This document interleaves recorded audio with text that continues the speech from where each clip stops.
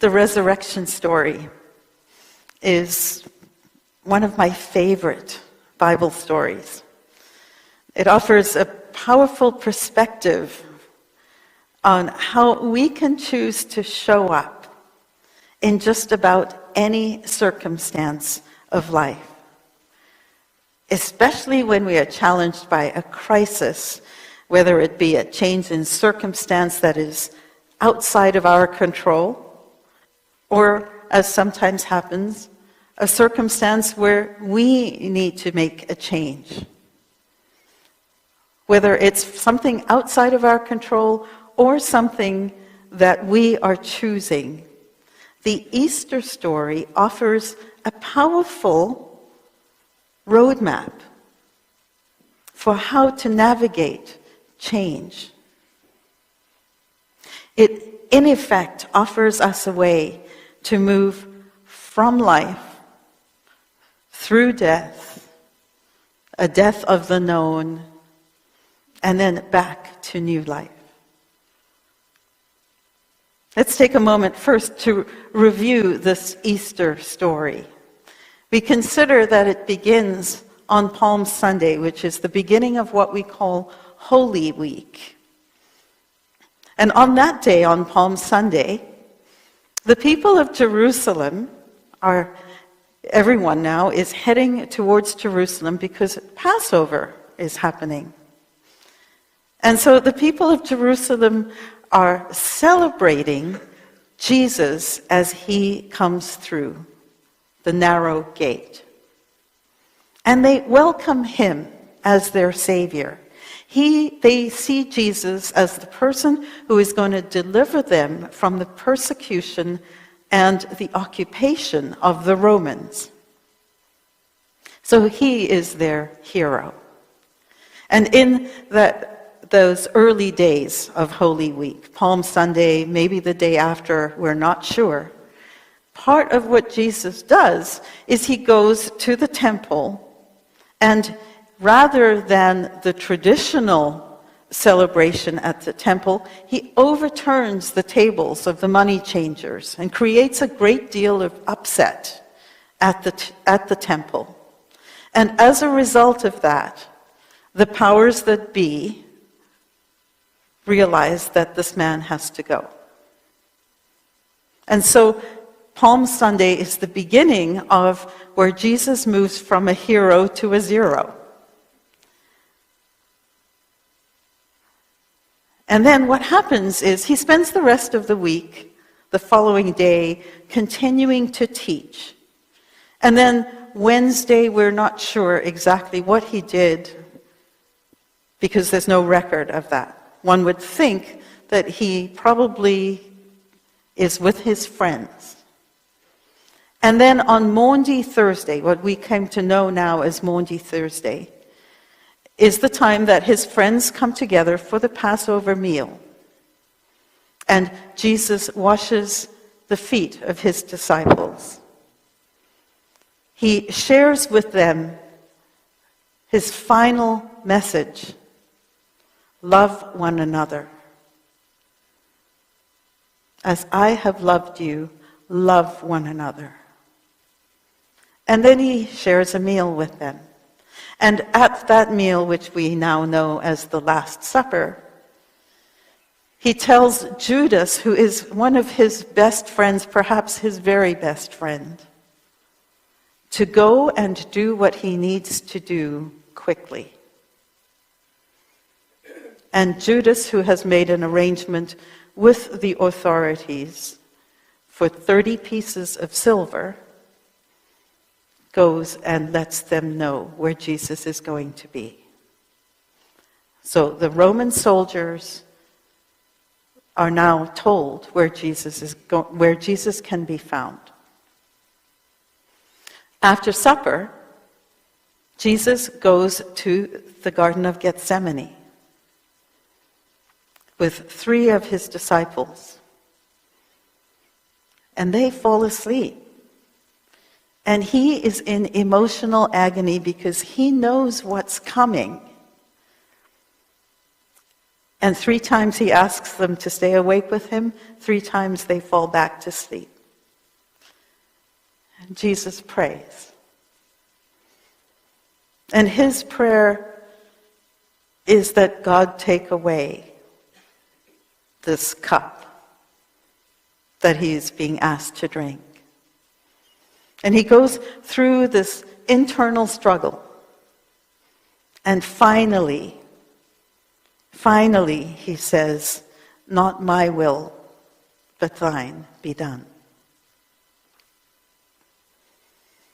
And it's almost as if I imagine that once he reaches that place, that's when Judas leads these soldiers to Jesus. And it includes the Jewish priests as well. And in a fit of anger, because now the soldiers are coming, the priests are coming, Simon Peter cuts off the ear of the servant of one of the priests. And even then, Jesus heals the man. And then allows himself to be led away. And I realize I'm not showing you all these lovely pictures. The following day, Jesus is tried 3 times by the religious Jewish leadership, 3 times by the Roman court. And because it's Passover, the tradition is that the people can choose one prisoner to be freed.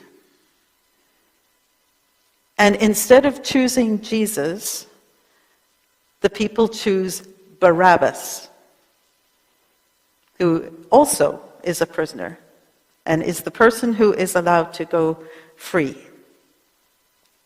And so Jesus is crucified, along with 2 other criminals. And on the cross, we are told that he speaks 7 times words of forgiveness. "Father, forgive them, for they know not what they do." Words of encouragement. To one of his fellow prisoners, he says, "Today you will be with me in paradise."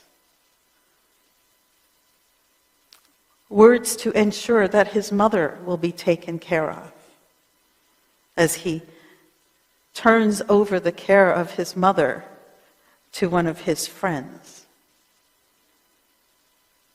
Words of pain. He says, my God, why hast thou forsaken me?"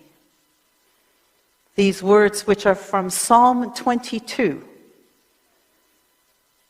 So he knew his scripture, and he knew what he needed to do to calm himself. Just as we all sometimes have this experience of something happening, and so we say a mantra of some kind. That's what I imagine Jesus is doing there. He complains that he is thirsty. And then finally, with the words, "It is finished, and into thy hands I commend my spirit," Jesus dies. He is taken to a nearby tomb. And on the 3rd day, it is discovered that the stone that is covering the face of the tomb has been rolled away, and Jesus is no longer there. That is the Coles Notes version of the Easter story. Now, I know that some of us may have difficulty believing the literal resurrection story. And I am not here to ask you to believe whether Jesus literally ascended or not. I do know that the man was powerful. And I do know that we are in our infancy of understanding what our power can do. And so I'm willing to allow that as a possibility in my life. There were many years where I didn't. But whether you believe in the literal resurrection or not, there are themes throughout this story, through Jesus' example, that can be illustrative for us, whatever changes we might be going through. Whether we are going through Gethsemane experiences of our own choosing, or when our world is rocked by changes outside of our control. A loved one dies, war, loss of a job, loss of security, our belief system becoming challenged, any kind of tragedy, any kind of betrayal, a life-threatening diagnosis, all these things that can affect us, that we have very little control over. This story can help us here too.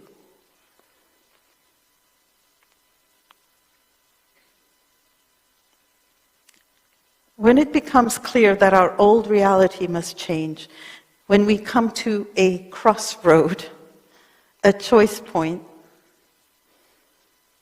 at that crossing we get to choose how we will show up to the change. And here, say hello to Gladys for us, Peter.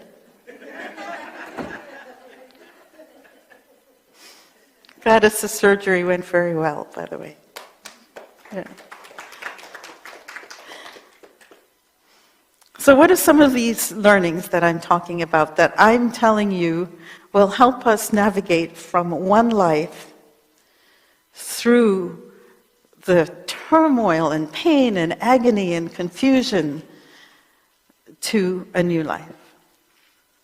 Well, I group them into 7 F's because I like to do that kind of thing.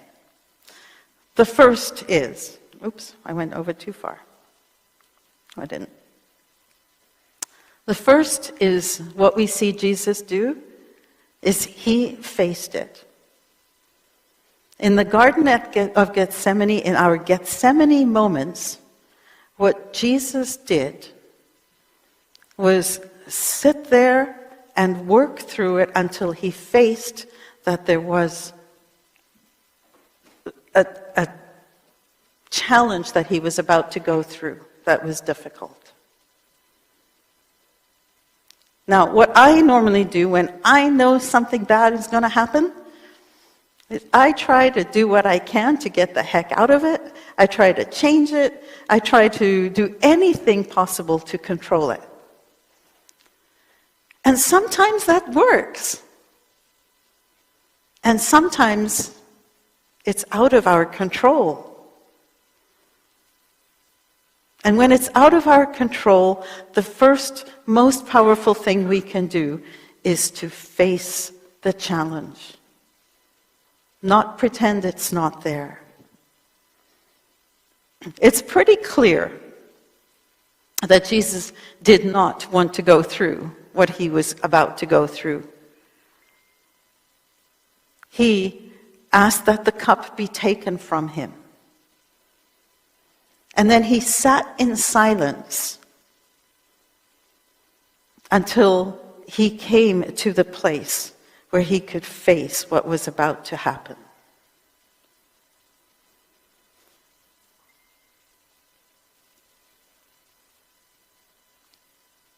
Rather than bargaining in some way to change something that's not able to be changed, Jesus then turned his energy inward So instead of arguing against what could not be changed, he looked inward and became calm and present to what he could do. There's a lesson for us in that. Because we're so busy at times, the royal we here, are so busy at times trying to manipulate and juggle and, if I did this, if I did this, if I did this, maybe this thing that I have to face won't happen. Well, that's energy that might be wasted. Go within. Pray. Face it. Center yourself. Not my will, but life's will be done. Then next, Jesus firmed it. And by what I mean there is he stood firm. He stood dignified, graceful. Imagine how it must have felt to have gone from being a hero to a zero in the space of 4 or 5 days. Imagine how that may have felt for him to know that the same people who were calling him King and Savior one day are calling for his execution shortly after.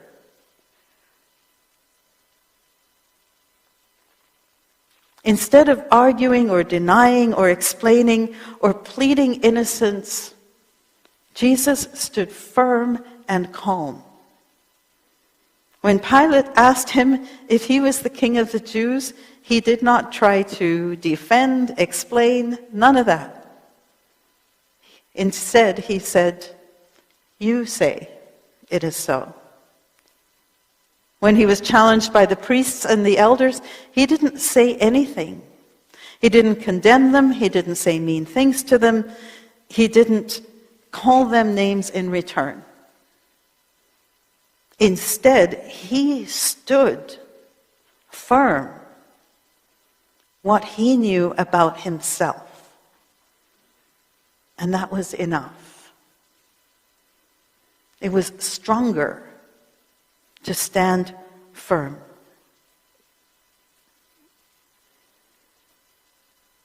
And then,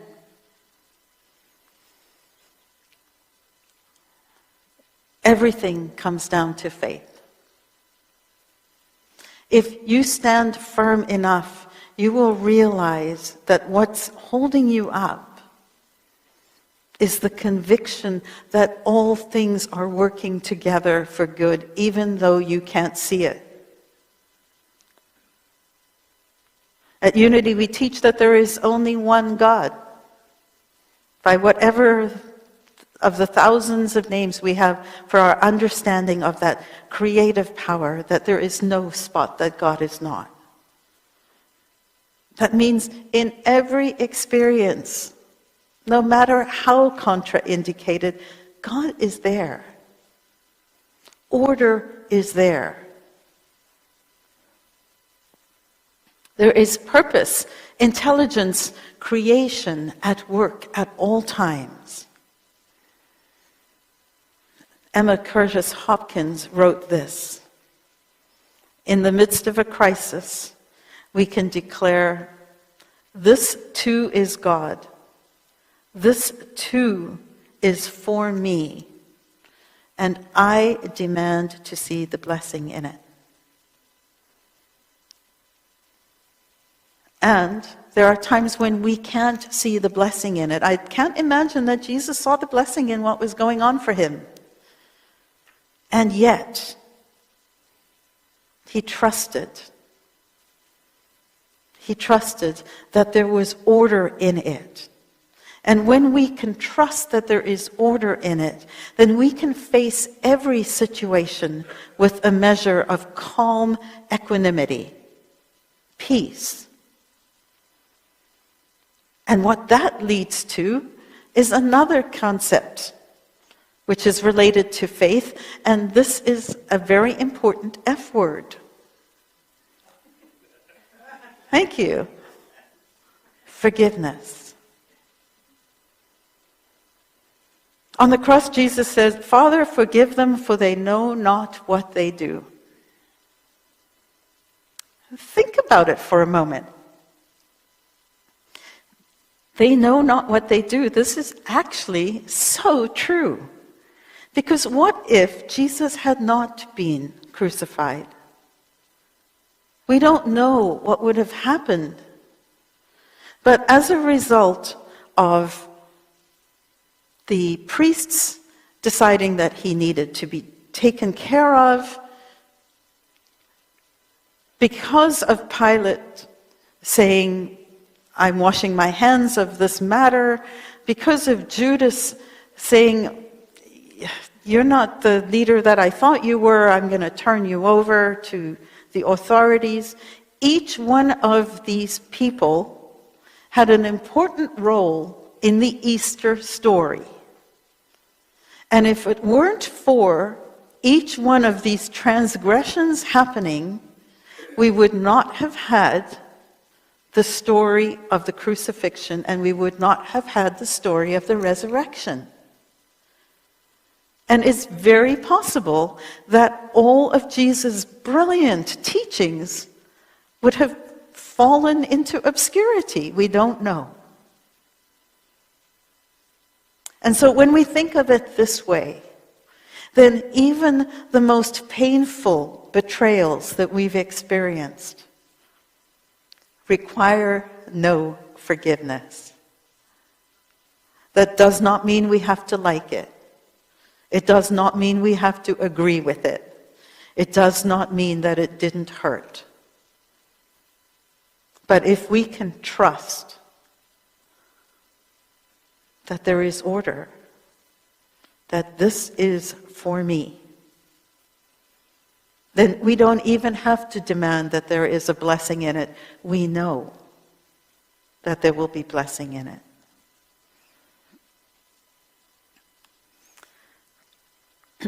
And then, feel the feelings. To deny that we are hurting is not being respectful to our human experience. Of course, there are times when we're going to hurt. Jesus said, take this cup from me. I'm scared. I don't want to do it. I thirst. This is uncomfortable. Why have you forsaken me? Invoking that psalm, looking for comfort.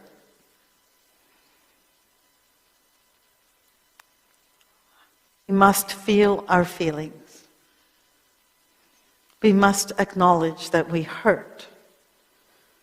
It's one thing to know that everything will work out fine in the end. It's one thing to know that our friends are alive, their essence fully alive with the angels. But it doesn't mean that we don't hurt here, in the here and now. And so this is a both and. Feel your feelings. And as part of that, finish your unfinished business. There is nothing that is more sad than to see someone who is grieving with unfinished words that they wish they'd said.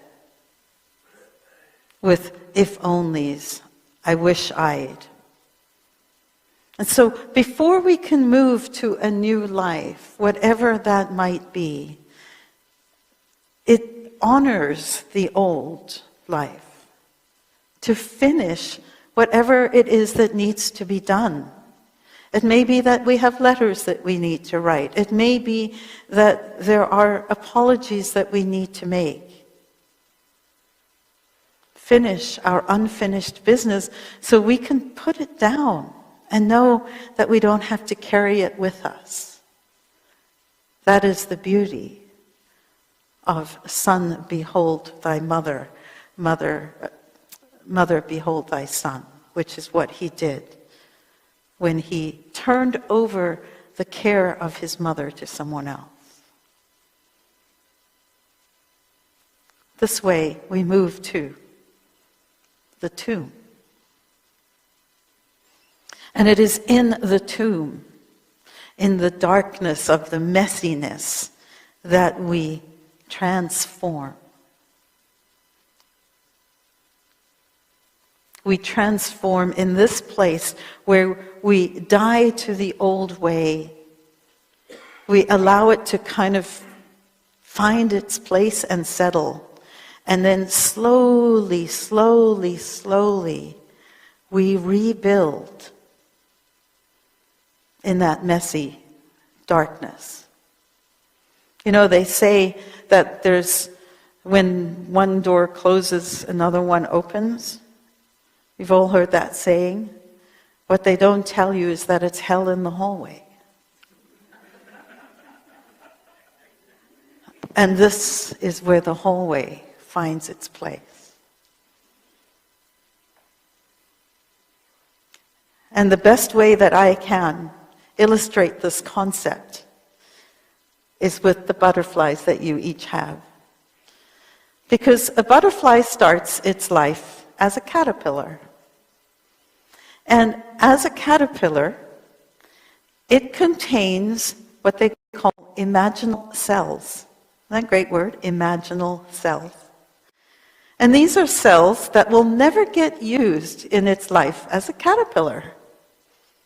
But it has them. And just like Eric Carle said in his little book, The Very Hungry Caterpillar, the caterpillar lives its life and then spins a cocoon and goes into this cocoon where it apparently dies. And it is in that, thank you, see? And in that cocoon, what happens is these cells that have never been used start to activate. And at first, they get munched on by the old caterpillar stuff. But they are resilient. And they keep multiplying and multiplying until eventually these imaginal cells turn into wings and legs and the body. And eventually there are enough of them that they create a butterfly. These cells were potential energy until they entered the cocoon. And so, they, which have been lying dormant, waiting to be used, are what transform into a butterfly. And so it is with us. With any change, we have the potential for new, beautiful outcomes.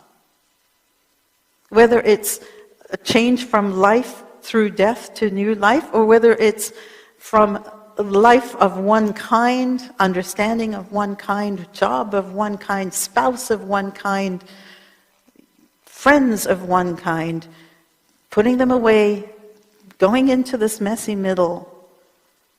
We have the resources within us to transform into something beautiful.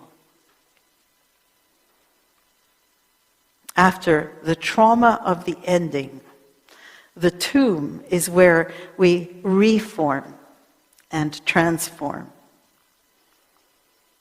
And that leads us to the Easter Sunday story, where we are today,